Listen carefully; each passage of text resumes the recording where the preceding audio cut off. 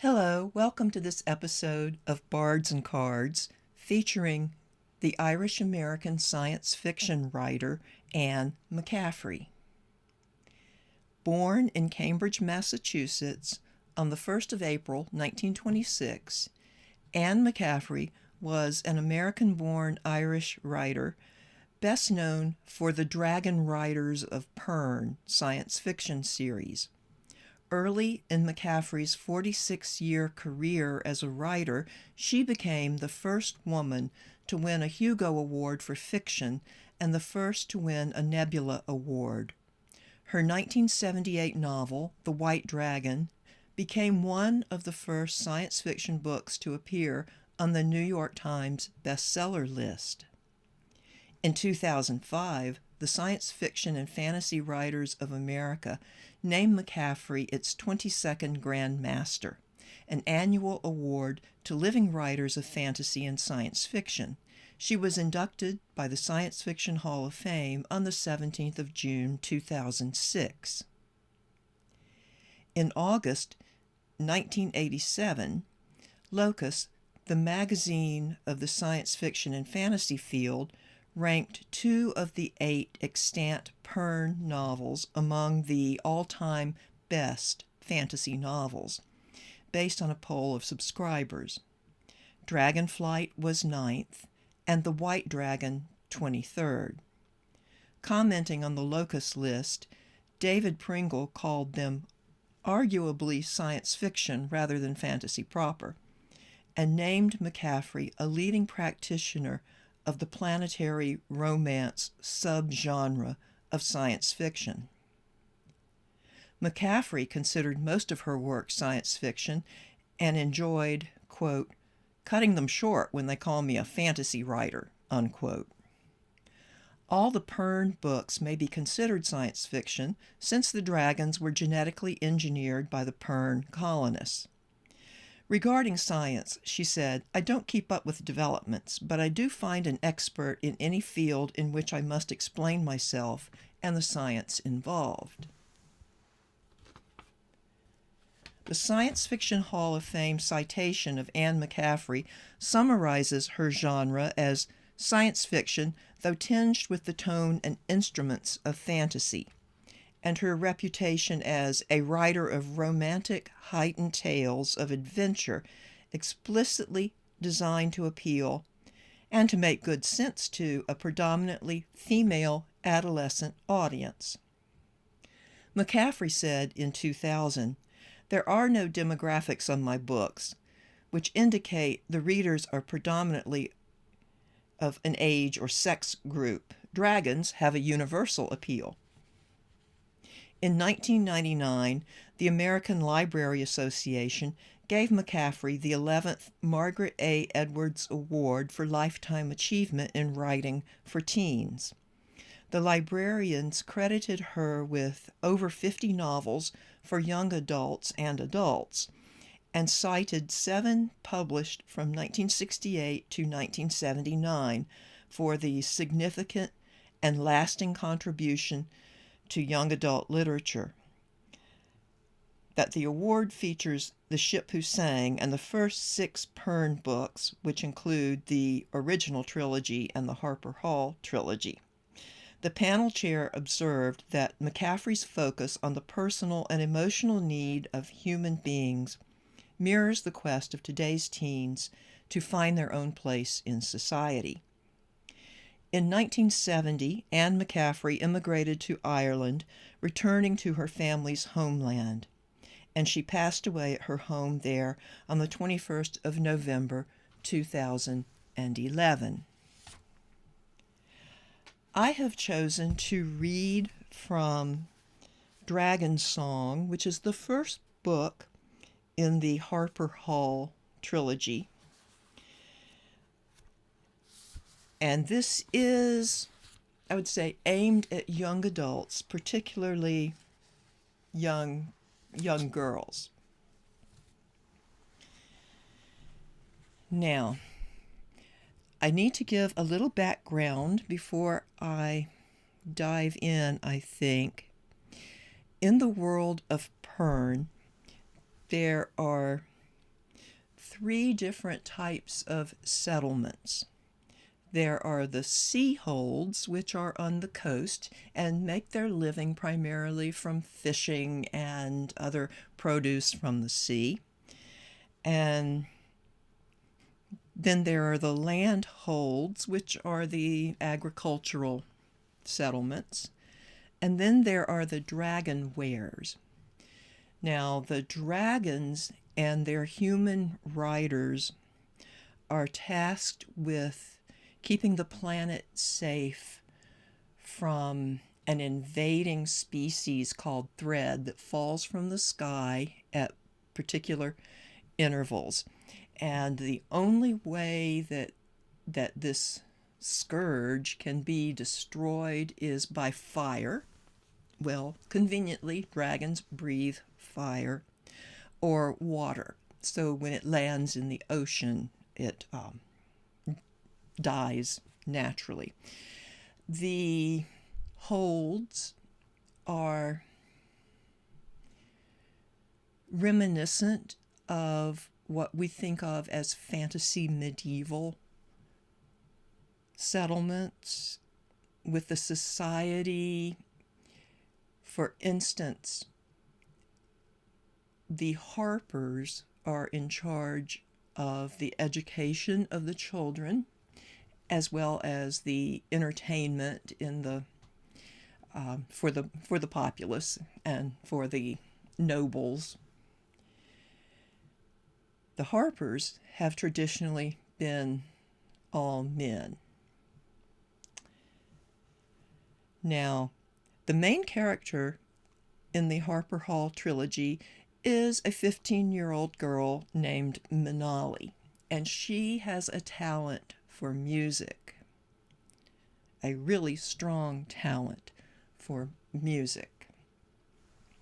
But her traditionalist father has discouraged her and forbidden her really from playing her own music. That's just not thought of. So she tries to escape her home every chance she can, go out along the coast picking the greens for dinner and being by herself. There is a rumor going around Pern of the existence of miniature dragons that they refer to as fire lizards. Most people think they are mythical, but a few people have claimed to see them. So with that bit of background, I will start reading from the book.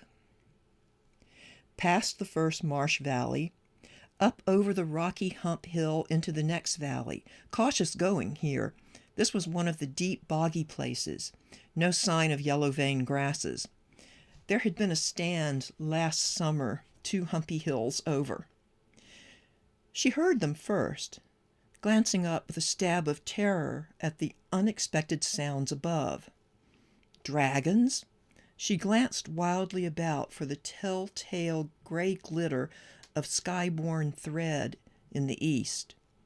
The greeny blue sky was clear of that dreaded fogging, but not of dragon wings.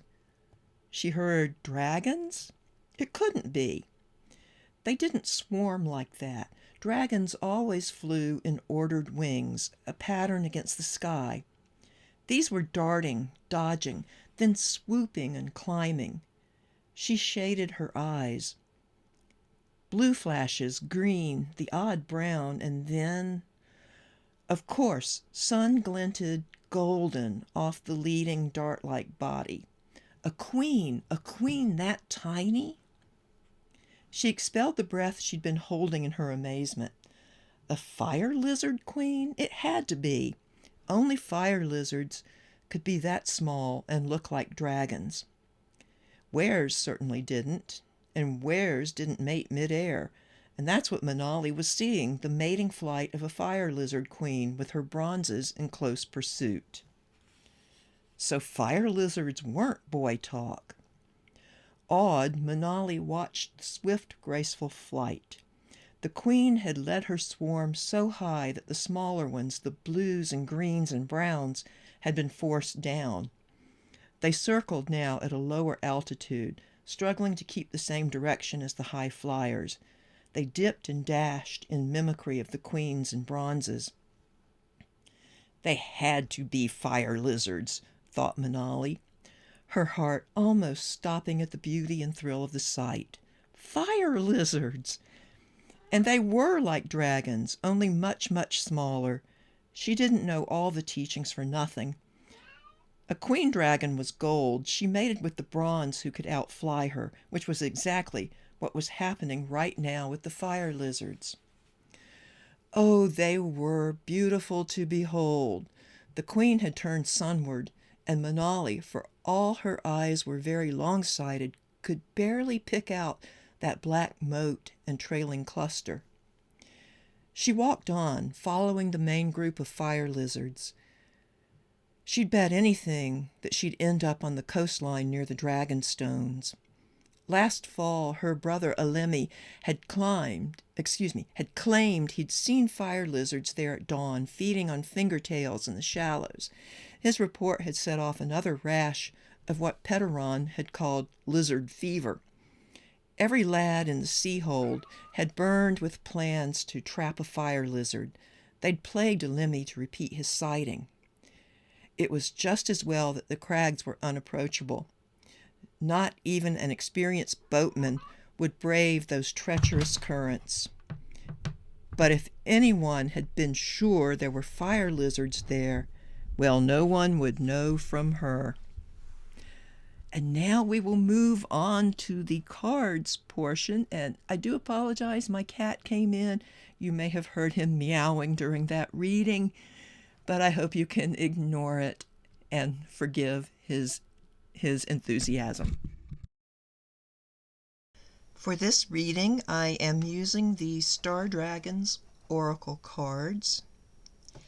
Now I am asking if the spirit of Anne McCaffrey will guide me to choose a card that reflects a message she may have for us. I've appreciated your work very much. Now this one wanted to jump out, so I think that's it. Healing, restoring hope. This is a beautiful deck, but I am not extremely familiar with all the cards, so I am going to look this up and read.